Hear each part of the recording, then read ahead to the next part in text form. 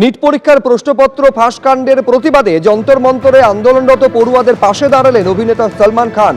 তাদের সাহসিকতাকে কুর্নিশ জানিয়েছেন তিনি। পাশাপাশি তিনি লিখছেন, এই লড়াই শুধু শিক্ষার উন্নতির জন্য, তাই কোনোভাবেই যেন এতে রাজনীতির রং লাগানো না হয়।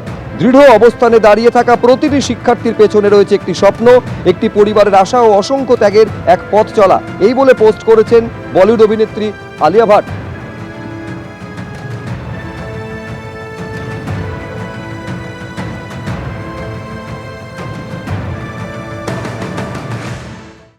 এরই মধ্যে যন্তর মন্তরের সামনে আবার নতুন করে উত্তেজনা তৈরি হয়েছে, সেই ছবি আপনাদের সামনে আমরা রাখছি।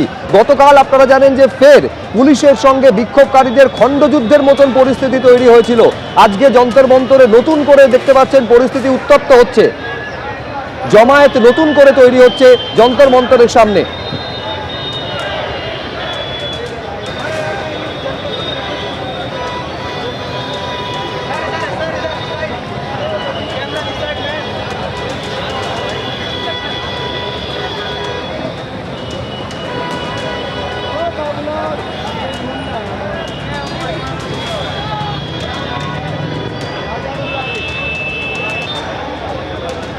দিল্লির জনপদ মেট্রো স্টেশনের সামনের ছবি দেখতে পাচ্ছেন, যেভাবে নিট পরীক্ষার প্রশ্নপত্র ফাঁস হয়েছে এবং তার যে প্রতিবাদ, সেই প্রতিবাদ বিভিন্ন জায়গায় দেখা যাচ্ছে। জনপদ মেট্রো স্টেশনের সামনের ছবি দেখছেন। এরই মধ্যে কেন্দ্রের তরফে প্রতিশ্রুতি দেওয়া হয়েছে, এই নিট পেপার লিক ঘটনায় যারা দোষী তাদের তদন্ত ফাস্ট ট্র্যাক কোর্ট গঠন করে করা হবে, এই আশ্বাস কেন্দ্রের তরফে দেওয়া হয়েছে। খোদ দেশের প্রধানমন্ত্রী সোশ্যাল মিডিয়া হ্যান্ডেলে এই কথা লিখেছেন। তিনি লিখছেন, কোনো কিছুই আমাদের যুব সম্প্রদায়ের কল্যাণ আর ভবিষ্যতের থেকে গুরুত্বপূর্ণ নয়। প্রশ্ন ফাঁসের তদন্তে আমরা ফাস্ট ট্র্যাক কোর্ট গড়ে অপরাধীদের দ্রুত শাস্তি নিশ্চিত করতে চাইছি। যারা আমাদের যুব সম্প্রদায়ের ভবিষ্যৎ নষ্ট করতে চায় তাদের ছাড়া হবে না।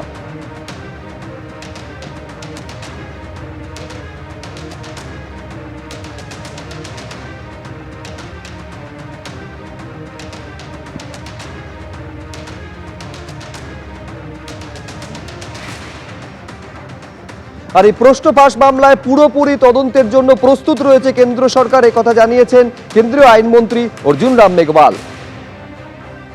देखिए, आज प्रधानमंत्री ने एक बहुत महत्वपूर्ण निर्णय लिया है कि पेपर लीक के जो मामले होंगे वो फास्ट ट्रैक कोर्ट के माध्यम से उनको ट्रायल होगा, स्पीडी ट्रायल होगा और सजा भी जल्दी होगी, डिले नहीं होगा।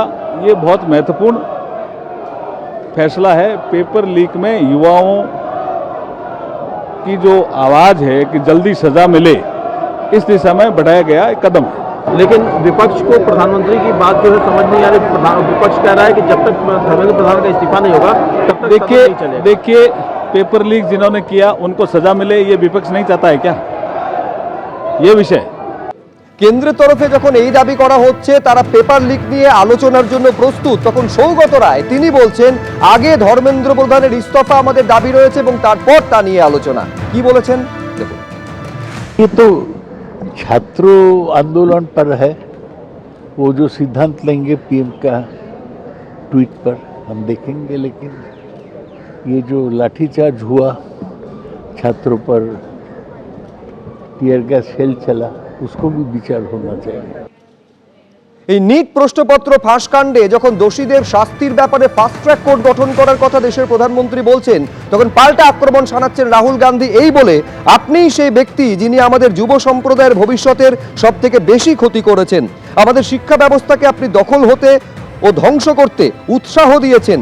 এর জন্য যারা দায়ী তাদের আপনি রক্ষাও করেছেন। পড়ুয়াদের দাবি পরিষ্কার, ধর্মেন্দ্র প্রধানকে বরখাস্ত করুন, ছাত্রদের কাছে দুঃখ প্রকাশ করুন, যারা পড়ুয়াদের উপরে আক্রমণ করেছে তাদের বিরুদ্ধে ব্যবস্থা নিন।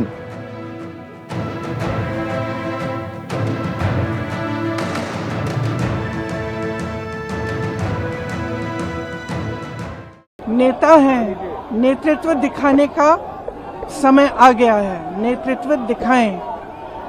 बच्चे कुछ कह रहे हैं, पहले उनकी बात सुने, उनकी मांगे क्या है। स्पष्ट मांगे हैं, धर्मेंद्र प्रधान रिजाइन करे। दूसरा कि जितने भी जिन्होंने इनको मारा है, पीटा है, उन पे कार्रवाई हो। तीसरी इनकी डिमांड जितनी भी डिमांड है इनको पहले आप फुलफिल करो ना, इतना मुश्किल नहीं है। सिस्टम में भरोसा टूट गया है, बच्चों का, स्टूडेंट्स का भरोसा टूट गया है। तो सिस्टम द्वारा अगर आप कोई सोल्यूशन देंगे तो बच्चा उसको एक्सेप्ट नहीं करेगा।